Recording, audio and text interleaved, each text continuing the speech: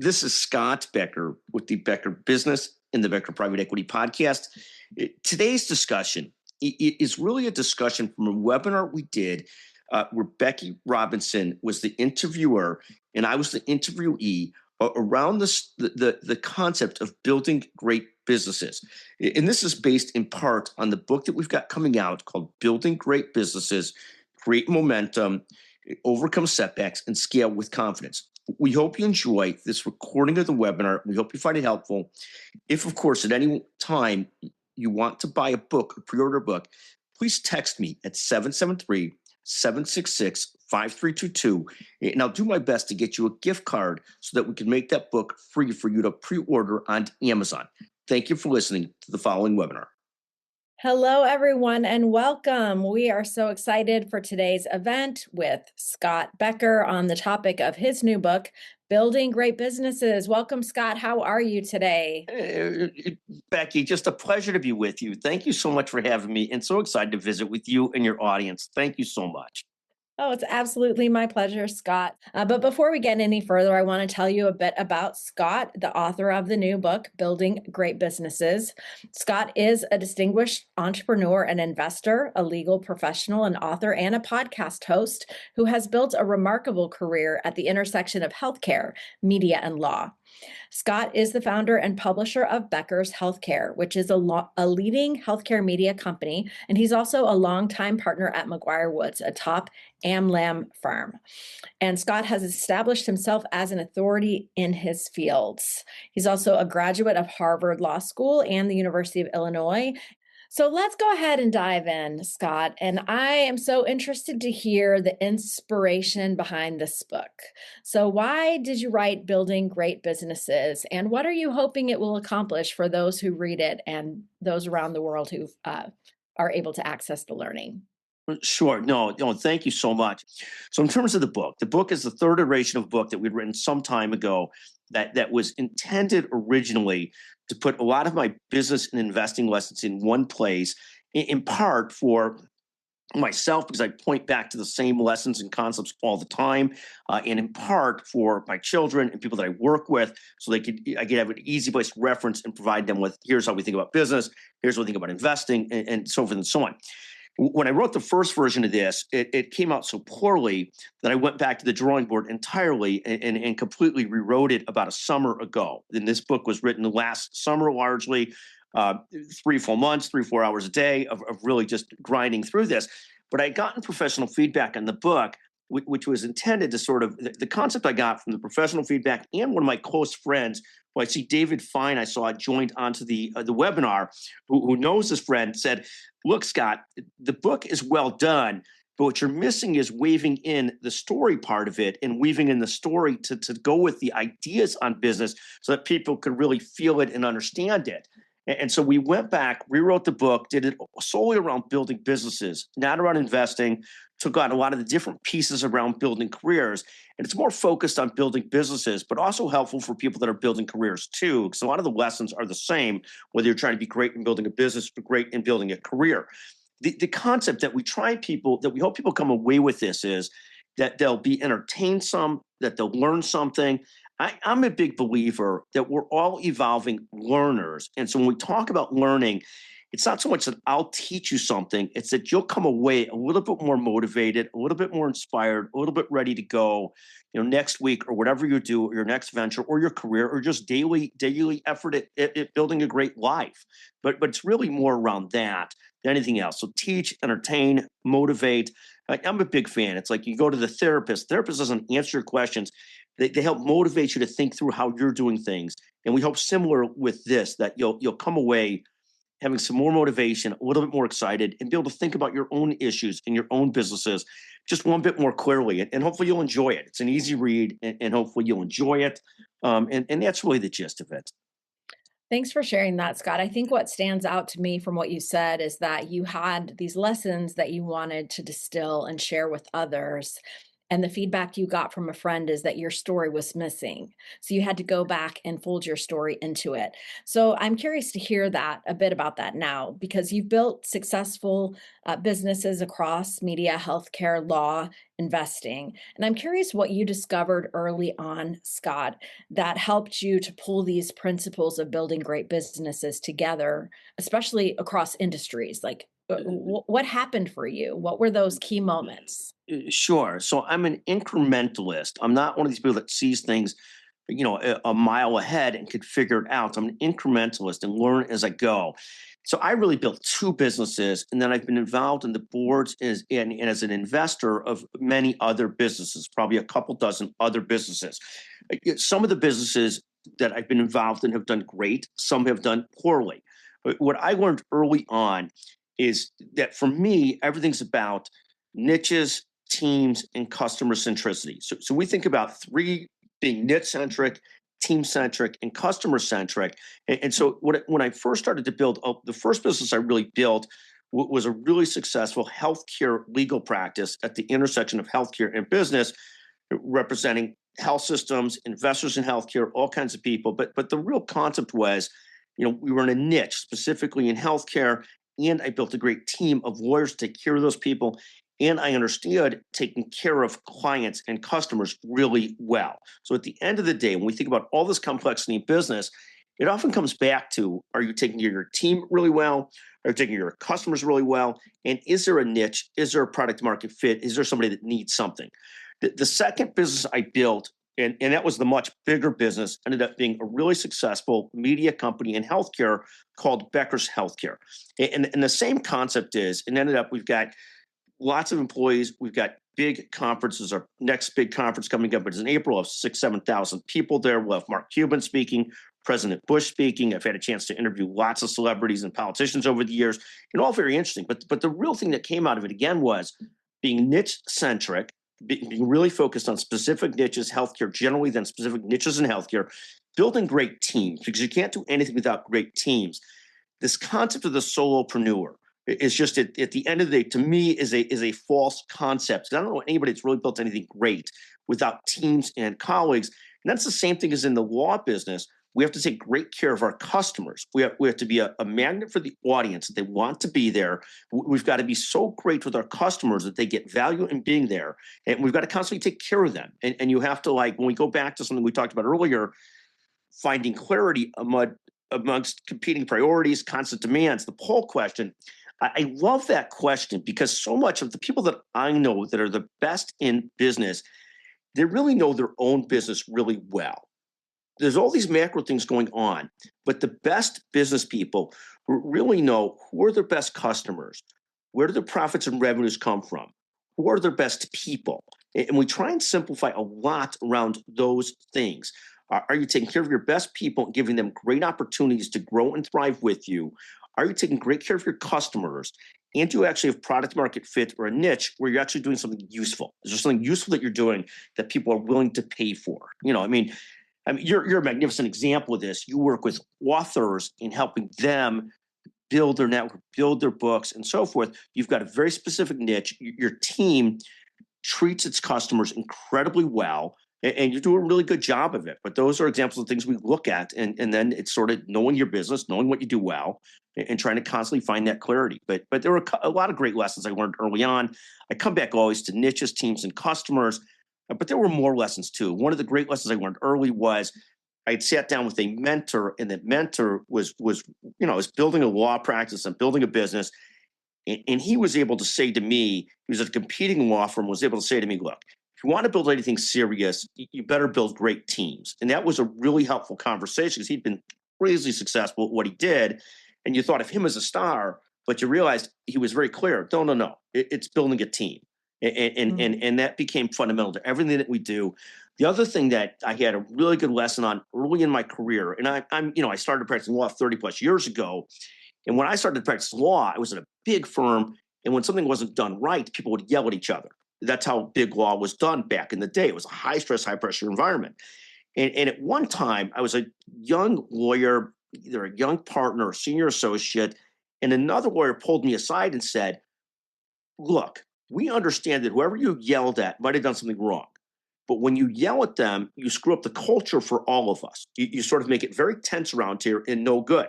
So you might be right that the person didn't get that to the client in the right way and wasn't as responsive and it wasn't as intelligent as it should be.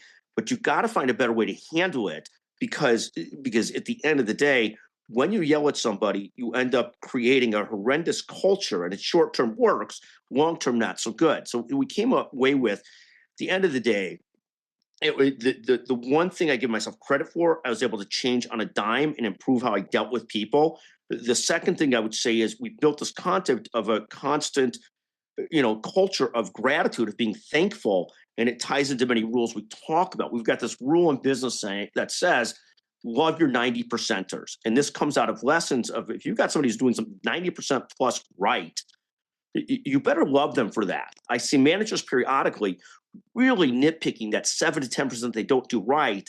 And at the end of the day, that's just bad management, because they're probably never going to fix that 7 to 10%. Or if they do, they'll fix it.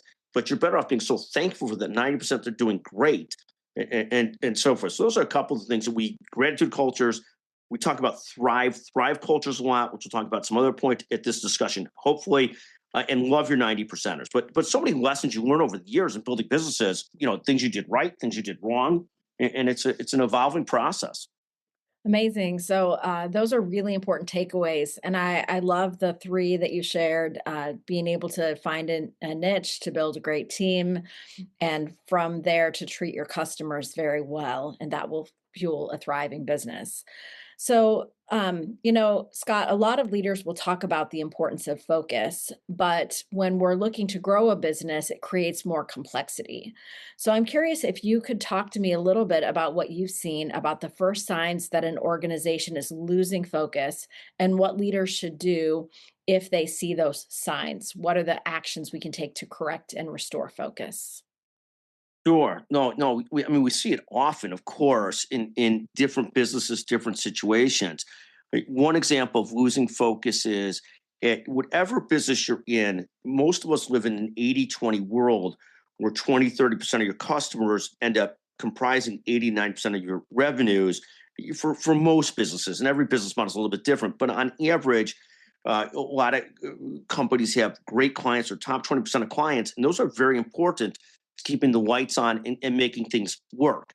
And so what we'll often see is situations where you'll have people that spend a disproportionate amount of their time on clients that are in the bottom 5% of the business. And it's not that every client doesn't deserve great attention and focus, but you really have to focus on what's driving the revenues, what's driving the efforts, what really counts, what doesn't.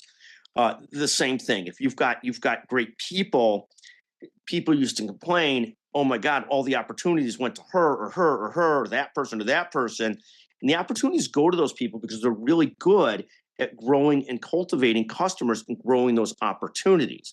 And so what happens is, it's unfortunately, business is not a democracy. It comes back a lot that we discussed earlier, knowing your best customers, knowing your best service lines, and knowing your best people. And business should be ultimately very simple. You've got a team that works with you at your business. We're fortunate to be working with one of your people who's fantastic. And it's constantly trying to make sure you're building great teams and great people and putting those together. I mean, we always thought of the practice of law as a relatively simple business. Great clients on this side, great people on this side, and connecting the two. And it's the same thing in almost any business. It's trying to figure out great customers and great execution for those customers and whatever you're trying to do for them. And constantly coming back to, and a lot of it comes back to this concept we talked about earlier, which is really knowing your own business and knowing your own people, knowing your customers, knowing your niche, and more. And we see it's very easy to get distracted. We have the CEO that works with me at Becker's Healthcare, has been with me for 20 plus years, is a magnificent leader. She won the EY Transformational Leader of the Year award several years back. She's really a magnificent leader. And her and I are very much on the same page. Everybody loves this idea of, well, everybody has an idea. Everybody should be sharing their ideas. And we don't disagree with that. But there are periods of time in the year where we want no new ideas. It's right now we're focusing on executing on our annual conference, which is our Super Bowl for the year in business. And we can't have everybody coming to us with a billion different ideas. We need to execute on what we're doing. The end of the year is renewal cycle, renewal time for the business.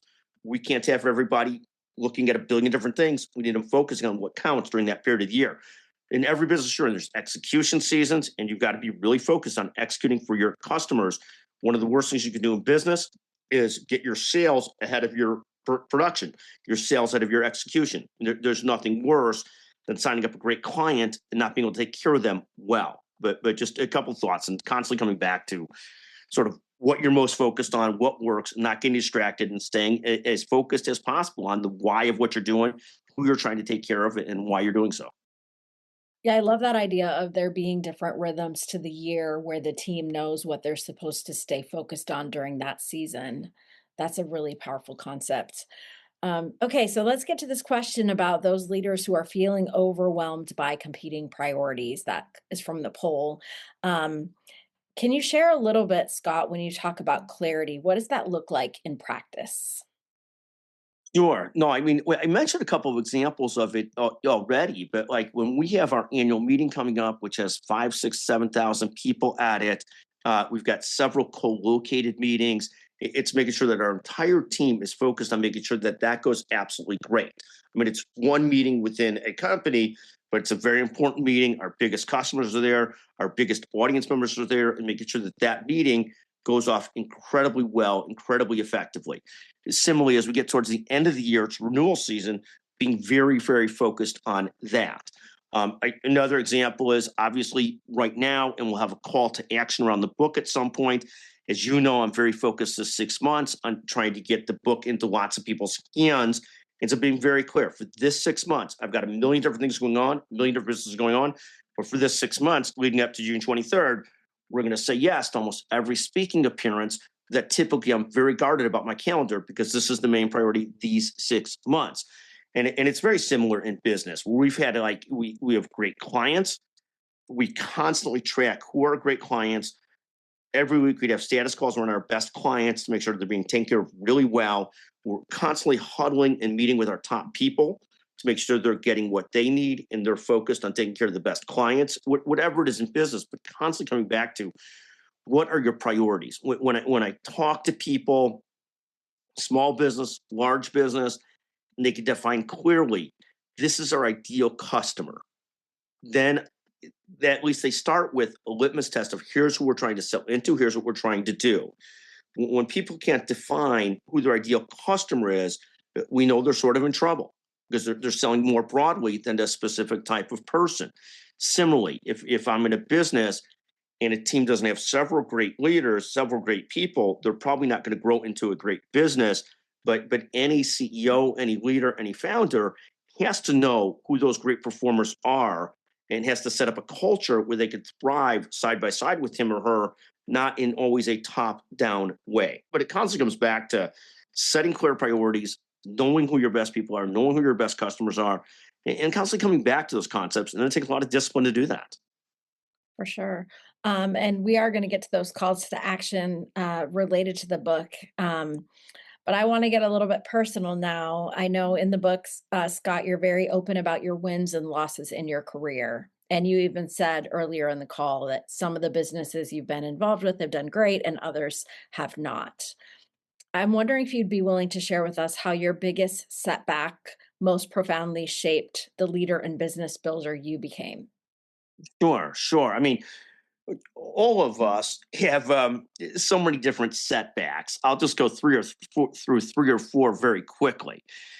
So my first 3 years out of law school, I worked at a mega law firm, and it was just a disaster in terms of personally feeling completely burnt out. Had to take some time back, figure out what I wanted to do. Came back to the practice of law after about a year out doing something different. But that was a real setback. I'd come out of Harvard Law School. I had performed well enough at the big law firm, but it was crazily stressful. It was just like it was. They used to work 80 hours a week, and they would say, "Well, you could do whatever you want entrepreneurial in your free time," but I had no free time, and it was just a burnt out person, and I viewed that as somewhat of a personal failure. Fast forward a couple generations, a couple decades, excuse me, I had been in a spot where I had built businesses, had successfully made money. I didn't grow up wealthy, was finally in a spot to invest in sort of private equity funds, venture capital funds, do these side business investments, and thought, oh my God, now I am a player because now I could play at a different game that I never grew up understanding or being a part of. And what you learn is success in one thing does not lead to success in another thing. So you find very quickly, like when you invest in a business, even side by side with the greatest venture capital funds in the world, and they all sound great when you're investing in them. And then a few years later, you get a call saying that investment, you hear for a couple years it's going great. Then at some point they tell you, well, that investment has gone south. So you put in this amount of money, you're going to get zero from it. And those kinds of things that sort of burn out early on in the career. The person who told me you got to stop yelling at people, the concept that like you have to, you feel like the dog who caught the car. You're finally able to invest in the stuff you were able to invest in, and you find it's not so great. The grass isn't always so much greener, and they educate you early on. I grew up, in professionally started to have any money at all in the late 90s, was an investor in a bunch of tech companies like everybody else.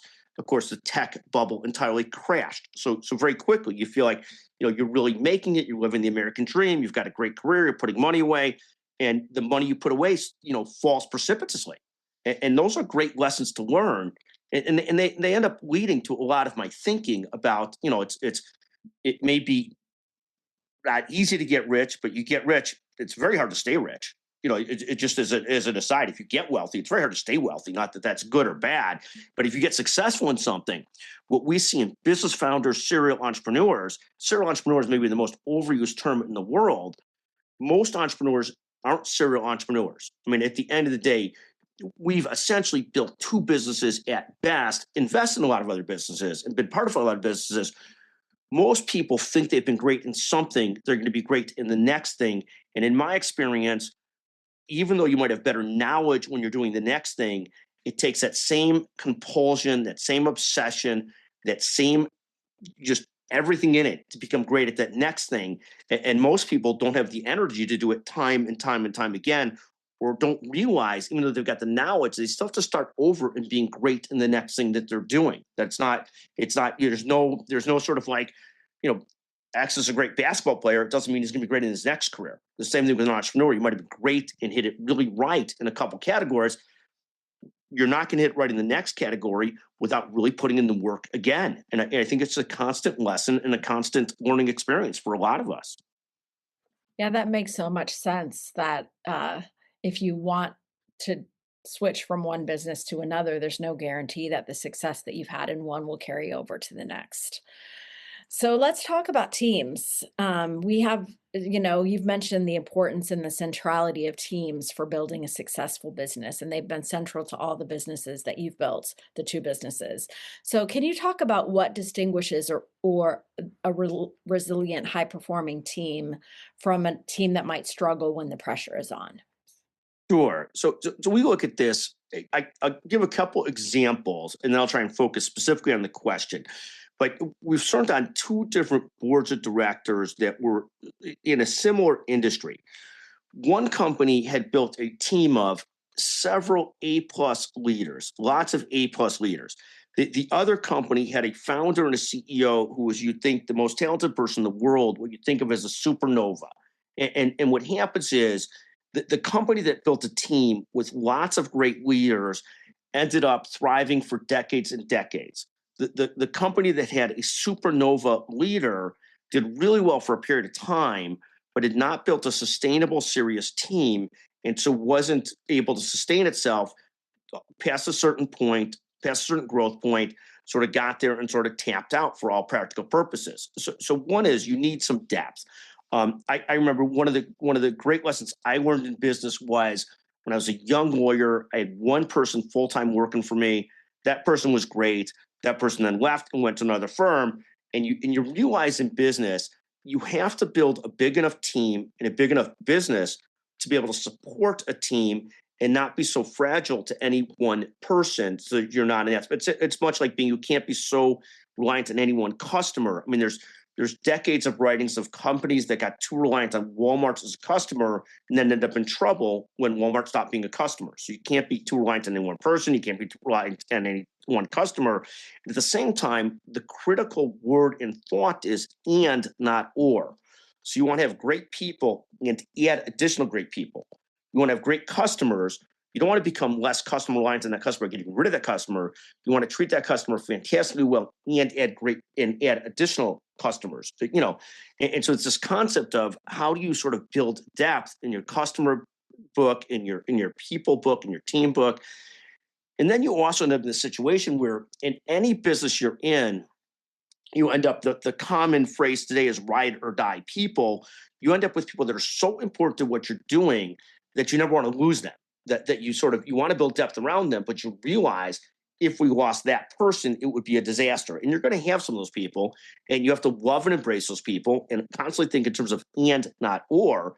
Keep those people and grow more great people. And it's a constant challenge. I remember being on a board where somebody said at some point, we've got to be less reliant on that person.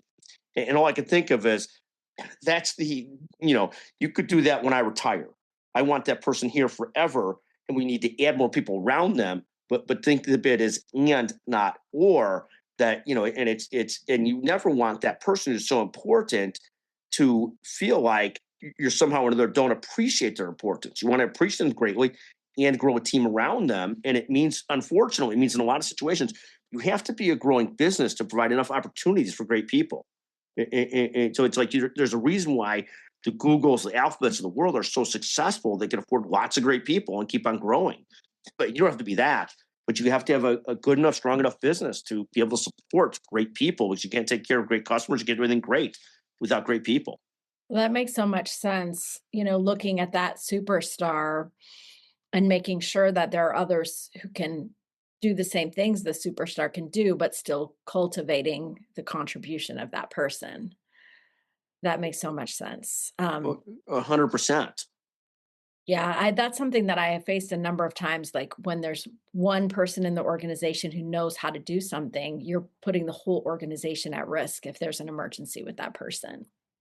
100%, 100%. And it was hard as an employee. When I was early on an employee, as soon as I got really good at something, the person in charge was like, "We need to teach another person that." And so it's complicated, and the way that it was done didn't leave me feeling very good. It's true, you can't be so reliant on one person, but you also have to be so deeply appreciative of your people that they don't feel like you're trying to move them out. So we want you thriving for the long run, and we want you thriving as well or more than I thrive. We want to put working for all of us.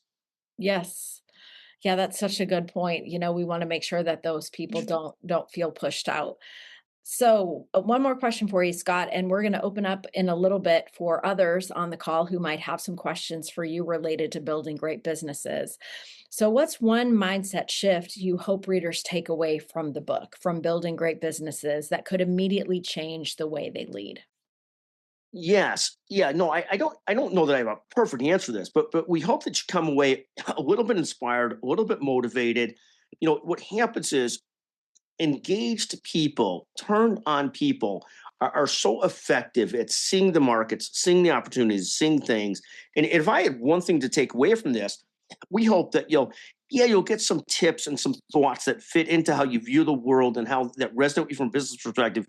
But more importantly, that we provide some inspiration and a little excitement for you to go out and keep on growing what you're doing. I mean, I would say that if there's a top thing that we're looking for, it's that you come away from this just a little bit more inspired. And then it's constantly, as we went back to earlier, business is complex. Great leaders, great executors can constantly simplify what they're really trying to do and who they're trying to do it for. So I look at those kinds of things, knowing your business, clarifying what you're trying to achieve, and then coming away a little bit more inspired, a little bit more positive about what you're doing, a little more hopeful. That's a great takeaway that folks could have from the book, and I know I already pre-ordered my copy, so I can't wait for it to land. We do have the book cover behind me for those of you who haven't seen it. So I wanted to take a moment, and Scott has an amazing offer for all of you who are with us live today. He's inviting you to pre-order Building Great Businesses on Amazon. And if you pre-order that hardcover book today, and you text a receipt to Scott. That's Scott's cell phone right there on the screen, 773-766-5322. Scott will hook you up with a $25 Amazon gift card as a thank you for your pre-order of the book. So we would love to see you take action on that, even while we're still on this call, to go ahead and pre-order the book. And the reason that we want so much to get these pre-orders in is that the early momentum for a book makes a significant impact on the book's ability to continue to be a resource in the world. And Scott has filled this book with so many amazing lessons and so much great wisdom and guidance that we'd like this book to get out to as many people as possible. And this early period of pre-orders is critical to that. So we invite you to pre-order your copy of Building Great Businesses on Amazon today and text your receipt for the hardcover purchase over to Scott on his cell phone, and he'll get you that gift card. Do you have something to say about that, Scott? Yeah, no, absolutely. Text me at 773-766-5322. If you're scared you won't get reimbursed, I understand it. Send me the text first. We'll send you the $25 gift card. Then do me the favor of pre-ordering the book. We want to make sure people get the book and get a chance to read it. It'll come out in June. But if you text me today or tomorrow, 773-766-5322, we'll send you a $25 Amazon gift card to buy the book. So you're out nothing. You'll get it in June. You'll see if you like it or hate it. But we hope you love it. But please do, text me 773-766-5322. We'd love you to buy the book. We'd love you to send a gift card to do it. Thank you so much. Amazing. This is such a powerful offer. And I love the idea of aspiring entrepreneurs getting this book. So if you're going to pre-order today, maybe there's an entrepreneur in your life who could really benefit from Scott's hard-won wisdom across successes and failures in his career. And I just love the 773 area code. My phone number starts with 773 too. Oh, there you go. There you go. Yeah. It's somebody with some Chicago roots, and if you send me, if you want to buy 2, I'll send you 50. So just, but let's get a couple books out to people, please. Thank you. That is amazing. I just have 1,000 questions. So Scott, you mentioned that you didn't grow up with much money. And I'm curious, what gave you the self-confidence and self-belief to start your entrepreneurial journey? Yeah, I think, I'm always an incrementalist. So what happens is when I started to build a serious practice at the law firm, I didn't know that that's what I wanted to do at first. But I first practiced my first 3 years. And we talked about this. The first 3 years, when I was at this mega law firm that was a hard-nosed, great law firm, if you didn't have your own clients and customers, you were treated like a dog. And I didn't want to treat anybody like a dog, but I didn't want to be vulnerable. I didn't want to be sort of dependent upon others for my career and my ability to support my family and take care of myself. So at some point, the lesson I took in was, oh my goodness, if I'm going to do this, I better build a practice. And a practice in law meant that you had clients that you originated, that you were responsible for, so that you had sort of control of your future. And it wasn't about, it was very clear. If you didn't have it, you were treated horribly. If you did have it, you had some control of your life. So my first goal was to have control of my life. I also ended up in a family where, dad lost his job when I was in high school. Went to University of Illinois. It was a fantastic experience, the best ever, but it was basically free to go to college. And it was like out of a movie. It looks like you're going to University of Illinois because dad lost his job. And it was a fantastic thing. But those kinds of things are very inspirational. When I started the media company, I wasn't intended to start the media company. I was building a newsletter and some other stuff to try and build the law practice. And as I was getting into this, as it got going, as I had this very rudimentary newsletter, this very rudimentary conference, we didn't have keynote speakers, we didn't have anything. It was it started to become profitable. And I was like, oh my God, I've got to double down on this and build this and sort of recognizing the patterns and trends and connecting the dots. So it was really about that. I wasn't, I'd always been interested in business, but I didn't know that it ended up really building a law practice or building a business until I sort of got going. And the lesson I take from this is, one of the things we talk about, so many would-be entrepreneurs are constantly whiteboarding ideas. They're sort of like thinking of ideas, like, oh, what an idea for this, idea for that. And what I have found, it's very hard to come up with really good ideas unless you're actually in doing things and involved in things.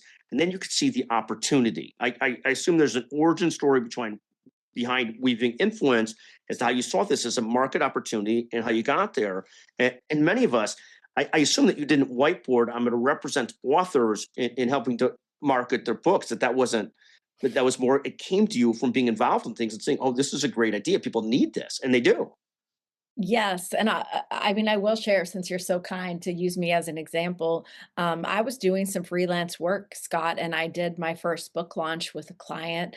And then I had other people saying, "Hey, I saw what you did over there. Would you do it for me?" So it was the market was saying this is an idea worth pursuing. I never wrote a business plan or um had any idea of what an entrepreneurial life would be. So I do agree with you, Scott, that quite often it's a discovery driven process. And I hear what happened with you with the media side of your businesses. You were working on these media assets, you saw them getting traction and momentum. And so you fueled that part in order to get more growth and success. 100%. And we just started to double down on it. It was sort of an epiphany for me at some point. I was reading a magazine one day, and this guy who's a famous entrepreneur who started the computer electronics show, the CES show, sold that meeting for like $1 billion. And I was like, oh my God, maybe I should look at this media thing as a business, not just as like whatever. And it was really sort of an aha moment. I was like, oh, this could be a business, not just a thought leadership effort, but a real business. And then I started hiring a lot of people into that business. That was very scary. Talk about stress. I had about 10 people on the payroll when it wasn't a business that could support that, and then trying to grow it and sort it out and so forth. And fortunately ended up with some fantastic people and grew a great business. Amazing. So there's a question in the chat from your friend David. David says, "What is one of the best lessons that you can provide to someone starting a solo law practice later in their career?" Yeah, no, I love that question. And so what I think of is that, like, what we find, so many people are like, people do a lot around social media. And I think what they should think about is social media as ear support. Really building a practice requires one-to-one contact, one-to-one efforts. So you could do 1,000 things around social media. Far more valuable is the constant networking, the constant one-to-one, the constant letting people know this is what I do. If you're doing mediation around certain types of efforts, it's there's no substitute for, yes, the social media and that kind of stuff is branding stuff, but there's no substitute for reaching out to 100 people a week and saying, and then the same people a few weeks later and saying, this is what I do. I just want to let you know. Here's an article on what I do. Here's what I do. I always say writing an article, giving a speech is useless. Distributing that article is useful. And so in really building a practice, it's a different business because you're built around sort of business you're built around is built a little bit around everybody.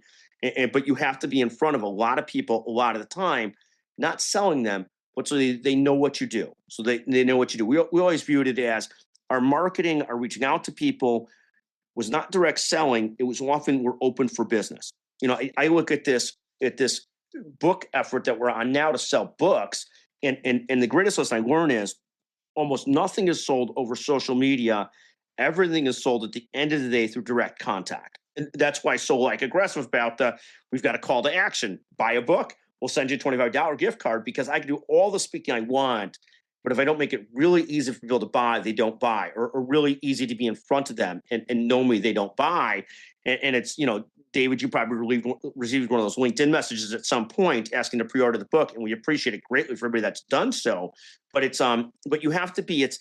I see people mistake this concept of social media ear support for actually selling and building a business. One of the worst things I see in business, people spend a ton of money on marketing, but they're not doing sales too. And sales means direct contact, one-on-one. And so I view it as I was referred to Becky. Becky did a great job of following up with me. And she didn't push me at all. She just let me know when you're ready. We're ready to talk to you, stuff like that. And just really, but the people that referred me had wonderful experiences with Becky, and I see why. But it was a great example of sales and marketing. Somebody referred me. Becky followed up. Probably had a handful of free calls till I finally signed up as a customer. But I think so much of life in business is people mistake all this internet stuff for selling and growing a business, and real growing a business is still one-on-one combat. Yeah, that is such a powerful reminder, Scott. And I always like phrase it as you have to be memorable to people. So that personal contact is what helps you become memorable. So let's talk a little bit about this idea of finding the right niche. You found the niche of healthcare when you started your law firm. And I'm curious if there are some signals that help entrepreneurs discover that they've found the right niche or not found the right niche. Even with us, you mentioned that our niche is authors, but it's actually even drilled down to authors, to business focused authors or leadership or nonfiction authors. So how would a founder or leader who's trying to discover the right niche know when they've landed on the right one?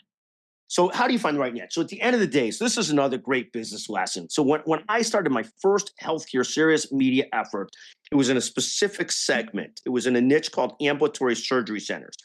And people would say to me, and that area ended up exploding. And people would say to me, oh my God, you were so smart to pick that area. You're such a genius, stuff like that. And I would have to say to them, no genius here. I was testing 3 or 4 different areas. That's the one that we got lots of feedback in and lots of positive response in, and started to build clients in. So I doubled down on that area. I think it is very hard. Very few people I know are such genius that they could just see a market and say, this is where we're going, and really capture and do great with it. Most of us are somewhat growing and incrementalist and figuring it out. For me, it was we tried 3 different niches. That was the one that outperformed the others. And the smart thing is that I was smart enough to see it and double down on it, to recognize the pattern and double down on it. Once we built the media company at a certain size, we couldn't support the type of people we wanted, the type of growth we wanted just in that niche. So then we ended up expanding into 2 more niches. We thought the niche that was closest to surgery centers would be our extra base hit, would be the real growth engine of the company. Of course, it ended up being the other niche that we started in that ended up being 90% of the company. So it's no genius. We tested it, but when we started to see it and we started to see results, we doubled down on it. It's sort of a lot of it's pattern recognition. People beat themselves up because they haven't picked the right niche. They haven't done this, they haven't done that. At the end of the day, a lot of it's testing and growing. There's a great concept in one of the great business books of all time by Jim Collins, Good to Great, that you fire bullets, not cannons. And his concept is you take some risk in going into an area, but you don't put yourself at total risk. So you test some areas and then you double down on those. We're also a believer in this concept that you build adjacent to what you're doing. So, if you're representing authors, probably the next closest step would not be to go represent rock stars. It might be to represent authors in a different niche, because now you've got this great talent in representing authors. But it's sort of, there's a concept, another great book, Profit from the Core, which talks about building things in adjacent markets. The other thing I'll tell you about niches is we always look at niches and say, can you win in the niche, and is it worth winning? And so the concept is you could have what we call false positives, is that you end up in a niche where you get some early results and you feel like, oh my God, this is going to be great. And every time somebody buys something, it's a dopamine hit. You feel like, okay, this is good. It's moving in the right direction. But you can find sometimes in almost any market, you could dig into and get some hits. But that doesn't mean you're going to have depth in that market and really be able to succeed deeply in that market. And they're 2 different things. So we think about that as well, is trying to separate false positives from real opportunities. And part of it is just constantly studying what's working, what's not working, and starting to understand these things. We think of this concept constantly, and I just mentioned it. Can you win in the niche? So I don't want to be competing against Amazon in the niche. I just don't want to do it. And second is, if I win in the niche, is it big enough to be worth winning in, where I could support a team, build a company, build a business, take care of customers well? That makes a lot of sense. Can I win in the niche, and is it worth winning? I hope I can remember that. I should have a pen and be taking notes. There's so It'll many be in the gems. book. It's in It'll the be in book. the So you'll book. have it in the book, Okay. right? You'll have it in the book. Exactly. Awesome. So I was thinking of a question for you, Scott. It's off the script, but I have noticed about you in our interactions that your team does a lot of this, like direct selling, like reaching out, and it's in a way it's a numbers game. So if you're pitching, then a certain percentage will say yes. And I'm curious about the balance for someone who's founding something new. And to David's question about, someone starting a firm later in their career, how much are you a proponent of like cold selling and cold pitching compared to like letting a business grow naturally by the referrals or leads that come to it? Yeah, no, I think it's a great question. I think it's I've always been a believer. We use this concept you have to dig 10 ditches before they start digging themselves. And it depends the situation you're in. And what I mean by that is you've got to get enough forward momentum going in whatever you're doing till referrals start to come without you doing something to prime that pump, to try and move people forward. So between marketing, between reaching out, between staying in touch with people, obviously, if like anything, if I'm trying to have somebody buy the book, the people that know me or know of me or have been involved with me somehow or another are much quicker to say, yeah, I'm thrilled to buy a book, happy to do so, versus those that hardly know me. So a lot of it has to do with like how well do you know people, how long you've been related to them, and so forth. And so if we've got 50,000 followers on LinkedIn, like anything, there's 10,000 of those that somehow or another I sort of really know. There's 10,000 I don't know at all. And there's 30,000 somewhere in between that they've been at a Becker's Healthcare conference, they've been on a Becker Private Equity podcast, they've seen something that we do, or that at least there's a warmer engine for them to be interested in reaching you. And it depends. If you're running a real business, at the end of the day, businesses run on cash flow, and you've got to get to clients, you've got to get to customers. And so we say in any business, there's 5 stages of a business. There's idea. Everybody has one, almost useless. There's actually having a product or service. Then you've got a product or service. The third thing is, do you have revenues? The fourth is, do you have profits? And the fifth is, can you scale? And 4 and 5 could be, depending on the business, could be reversed. But at the end of the day, idea, fine, top of the funnel, product or service, you're actually doing something. Third is you actually got customers. Fourth is you've got profits. Fifth is you're scaling. But to get to that third stage of actual revenues, like I was on somebody yesterday on the phone yesterday with somebody who's got a startup, they're sort of a little discouraged. They've got a $300,000 in revenues. It's a small supplement type company, I guess is the best way I describe it. But what I have to explain to them is your 300,000, that's a huge differentiator versus 97% of the business in America that you've got to there. Now it's trying to figure out how do you pull levers to grow that further, assuming the market wants what you have. And so it's constantly, I think, it's like, it's easier to wait for referrals if you got a separate income source coming in, if you don't need the money. If you need the money and you're trying to build a business and you got to support your people, somehow or another, there's got to be a lot of direct reaching out, a lot of work at it. I was building a healthcare practice. It was different. I could do a lot of marketing. I did have to be, every Tuesday was the morning where I would call people, contacts, referral sources, just say hello. I wasn't selling to them, but I was letting them know every Tuesday, hey, just want to let you know, we just did this piece. We got this conference coming up. We got this coming up. We'd love you to come, whatever it is, to stay in front of that. And then depending what business you're in, you start to really tier your customers by what's an A client, what's a B client, what's a C client, meaning what are the clients that can actually pay the bills and help the business move forward and support the team you're trying to build. It's like in any business, if you're in a consulting business and somebody wants to spend $3 a month with you, they might have a need, but you can't pay the type of talent you have with that kind of price tag. It just doesn't work. So it's constantly trying to do the right balance of, but I do think there's a lot of outward action that has to happen before it starts to come in without outward action. And it can be different. You could end up in a new business where it's like there's so few people that are servicing that business that you're getting referrals. Usually that doesn't happen for that long. And even most businesses that start with, so the book is not really around specific industries. It's much more, it tells the story of building businesses and then tries to bring in a lot of different thoughts that apply to most businesses. So I've served as an investor and advisor to a lot of software as a service companies, similar to this discussion here. So many software companies end up early on spending so much time on product and not commercializing that they end up being, there's got to be a fit. There's got to be ultimately a product and something that somebody wants.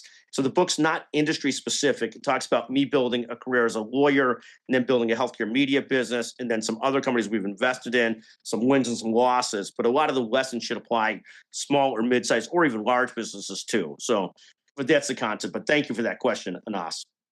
Yes, I noticed you answering that one. Yeah, if you buy the book, if you send me the text, Anas, we'll send you the gift card. Buy the book, and you'll see if you like it or not. But we thank you so much for the question. It's a great question. So I want to put back up on the screen for everyone before we wrap up this hour together. Scott's cell phone number 773-766-5322. And we would invite you to pre-order Building Great Businesses today. Pre-order on Amazon. Text that hardcover receipt over to Scott to get the $25 Amazon gift card as a thank you for your pre-order. So, Scott, I want to kick it back to you as we wrap up the hour together. What are some parting thoughts that you'd like those who have been with us today to hear from you as we wrap up this conversation? Yeah, no, 100%. We want people essentially to come away. It's in everything you do, it's going to be hard to get started for most people. Most people are starting with small and mid-sized clients. You have to get started and go after something. We're not a fan of this concept of people talk about, well, burn the boats, get rid of your day job, go all in. We're not generally a fan of that. I mean, it depends what you're doing, what you're trying to do. We generally don't live that way. We're sort of a risk hedger, risk adjust type person. But I think you have to be deep enough into something to figure out if it's really an opportunity for you or not. You have to get started. And you got to be willing to put something into it. And it's not just money. It's often, enough effort, enough forward action with people.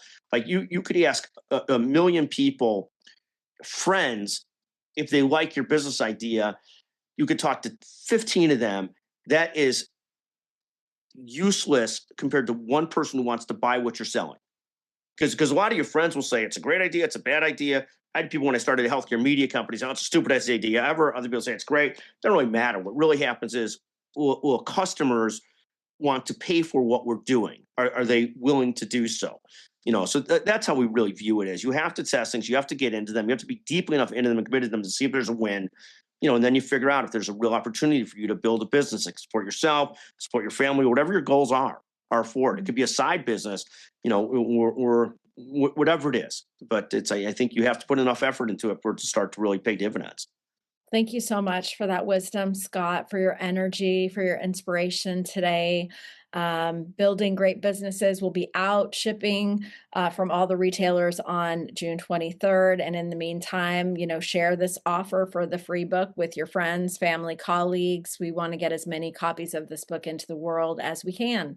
So thank you so much, Scott. And thank you for all of you who have joined with us today. Thank you so much. What a great pleasure to be with you, Becky. What a great team you have. Thank you so much. It was amazing to be with you. Take good care.